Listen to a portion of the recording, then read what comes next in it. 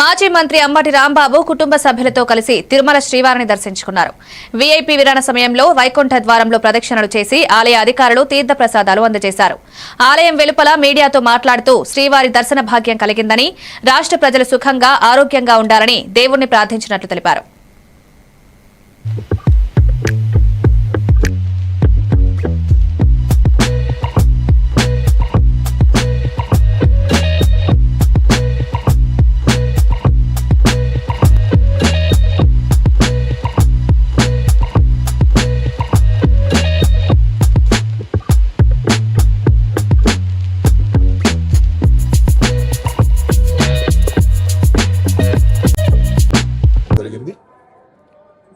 చాలా అద్భుతమైనటువంటి స్వామివారి దర్శనాన్ని చేసుకున్నాం. చాలా ఆనందం.